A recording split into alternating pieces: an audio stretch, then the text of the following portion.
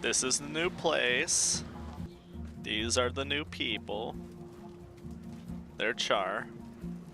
Let's see, specifically, who are they? Olmacan.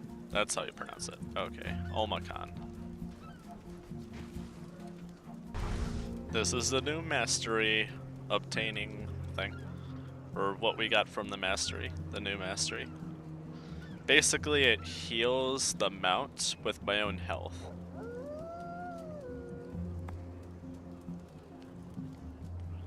Pretty cool in my opinion, and I think that'll be nice in older maps as well. This is a new map currency. Here's where it may come from. Ooh, 2 that time. So there's apparently a collection for a 32 slot bag that you can work on. Now this is 24 slot. Let's see if I can find the achievement for this. Storage journal would be under bug in the system.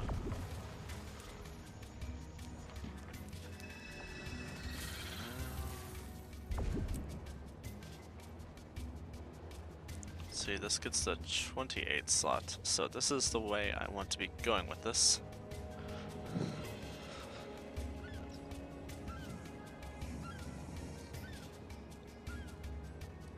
Okay, so I have to find and obtain all these things, and I'll get the 28 slot.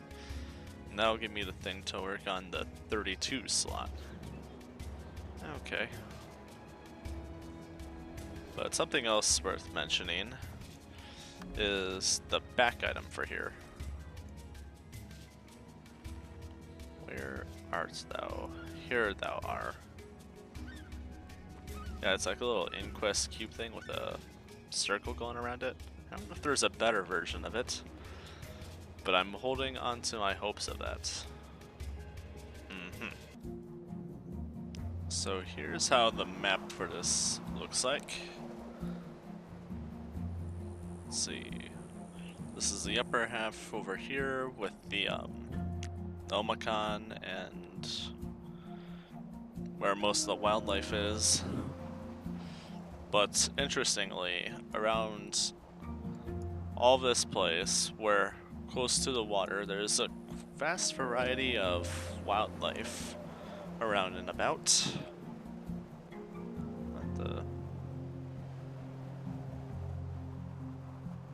Oh, I see. That's the city-ish. Would it be like a city? I guess a little bit yes and no. Up top. It makes more sense in the middle of the story bit doing, which I might bring up in this video. Might have to see how to go about that. When it comes to the story instances for this episode, they are very, very long, is the issue. So that's a bit of discouragement on, like, to me for doing it like that. It just happens to be a little more in this area.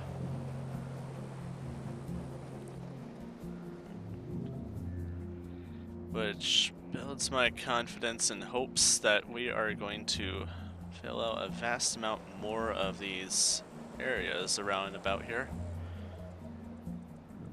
If I was to guess where we're going to next, it would either be here or over here.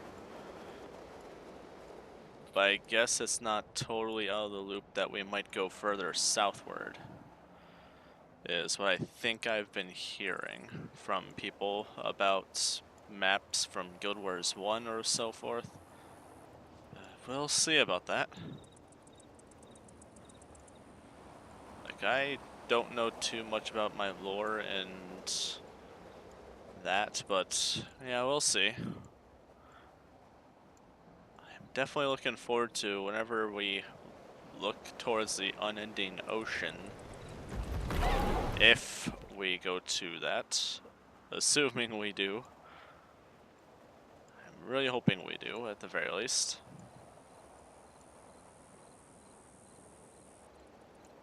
So yeah, it's a modest map. It really is. It has 2 races instead of just one. There's like one that happens over here, then there's another that starts around here. Actually, I think it's more like around here specifically. It's like right near where the friendly giant is. But, yeah, the map meta happens throughout over this top bit. There's a cave down below through here.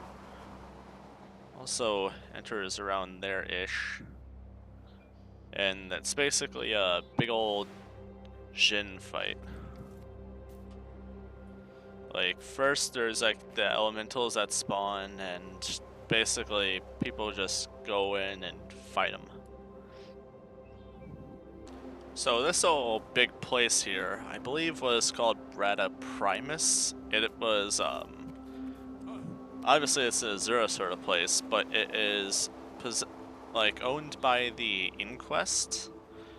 It was used towards their research on mostly the scarab plague that happened supposedly in the according to the story.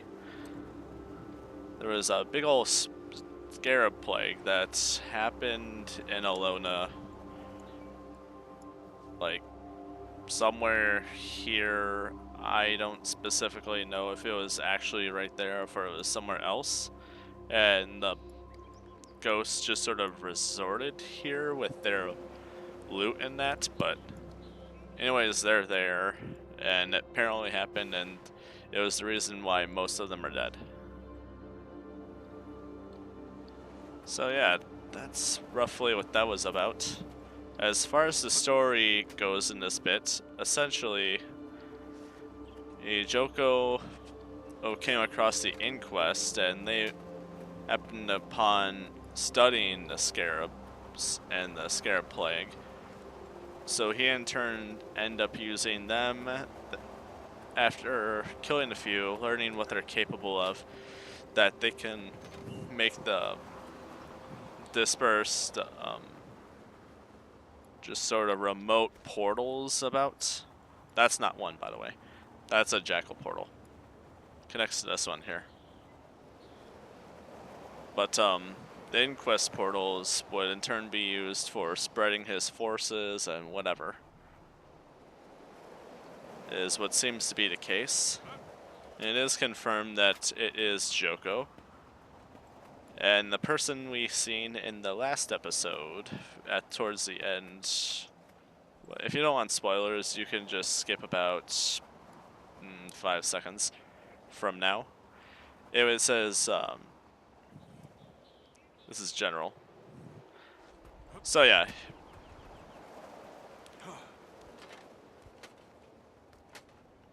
That's about as much as the story really talks about, aside from us, of course, stomping on that.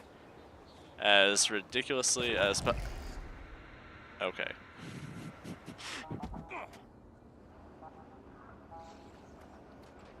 I'm a tad disappointed that just happened. But at the same time, I'm impressed that it happened. Let me tell ya. As far as the story is concerned, the way we get here is that we actually sort of end up taking a portal here through the Inquest themselves that were stationed in Alona. They happened around, like, it makes us go all the way back over here, and there was just sort of like a place where they were bringing in prisoners, specimens, etc. from these regions to kind of take and test with the scarab plague. And they would be brought out to this place. I believe it was through here. And I pretty much got to wreck this entire lab area. And I basically jumped out and then met all these people out here. And we learned about the Charr here, the Omakan as they're called. The Omakan were Charr that apparently separated from the other Charr. Like, they weren't all about that Flame Legion life. In fact, they practically thought the Charr that was with me in story was Flame Legion related. And it has apparently tied to the Renegade Charr. I forget the name, but yeah, it's tied to her. It was a bit of like a deserter of their people at that time because they were more war tendencied than they are currently. I mean, they're still war tendencied, but not as badly as the Syrian Cauldron stuff.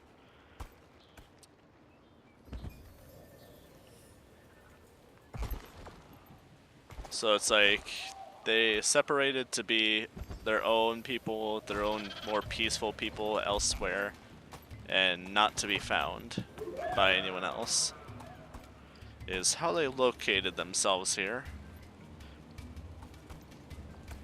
In turn, they just sort of live their own lives and such. Let's see. I've seen the Renegades, I've seen the Druids. Let's see, there's Scourge ones. Which I think... Where are they?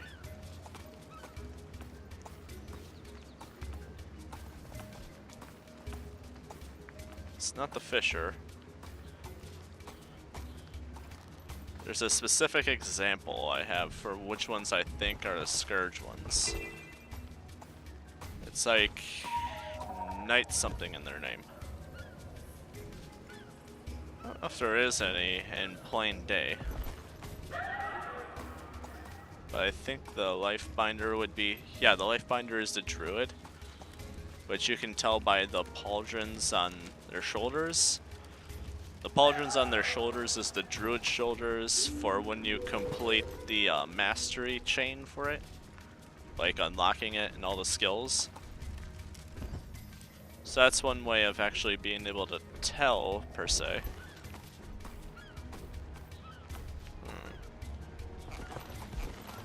So I guess that's one way to kind of identify what some of these Charr are. I was wondering if this guy might be otherwise. I can't really tell. Quite frankly, I don't think a Scourge uses a longbow at all. So that's probably that out of question. But yeah, I was surprised when I was just fighting in the middle of the story and I was just seeing a Druid's beam healing me. I was like, wait, what's going on here?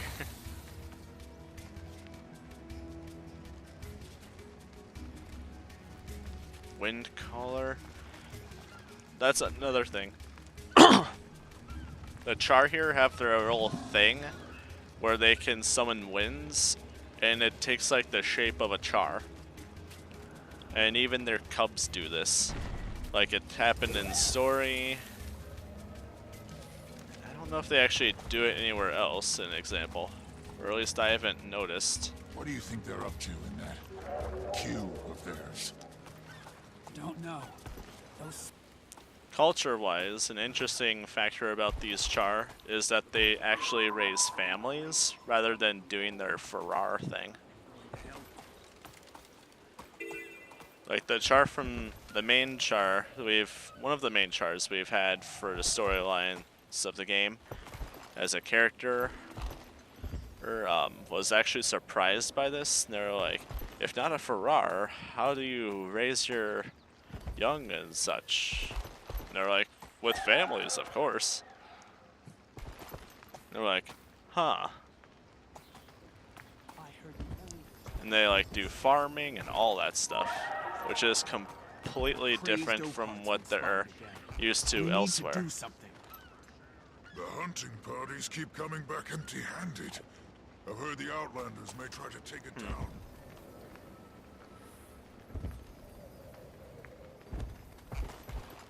So yeah, I guess that's a lot of that stuff.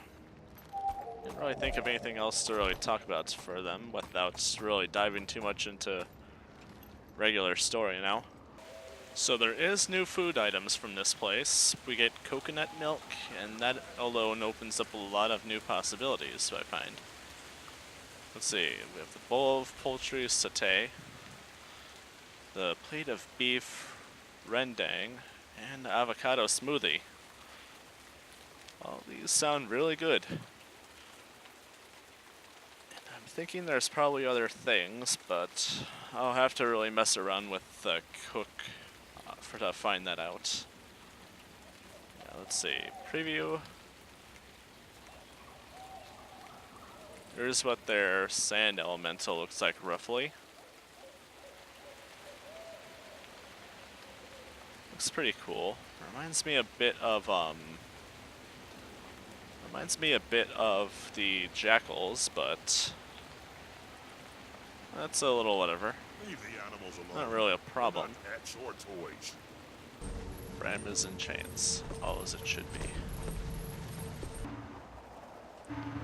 What will happen?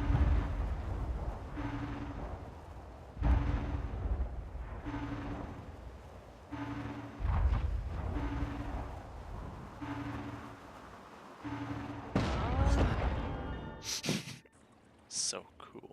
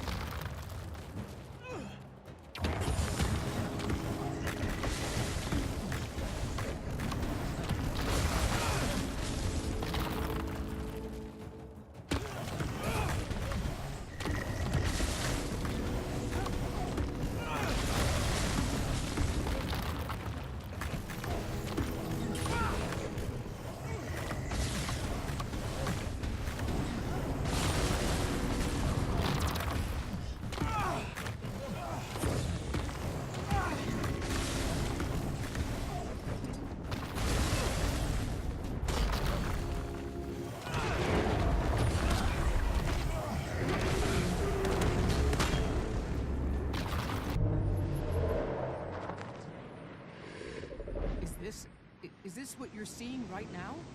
I had no idea you could... Whoa! I have not seen this the first time. Commander, what are you seeing? A big dish-shaped thing. And a bunch of Jokos awakened. Work's cut out. I'll bet that dish is a communications tower. Probably how they coordinate their forces from the main structure. But how do you fight your way into a giant floating cube? I had a thought about that. Can you reach out to Saida? Tell her Joko's got a foothold in Rada Primus, and her airship would be a big help getting inside. Smart. I'll try to catch a ride while I'm at it.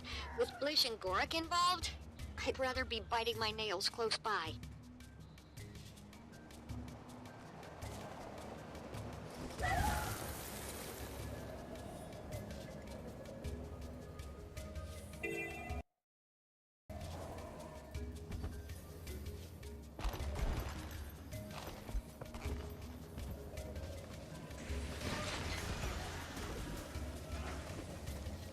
Unfortunately, that's about as much time as I have if I want to get this out at a sooner time.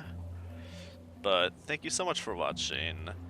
I'm 41 Solstice 25, Winter Solstice 8, and you have yourselves a great day. I'm gonna do more about this, or like do more on this place a little later, but until then, have yourselves a great day. Bye bye. Hey!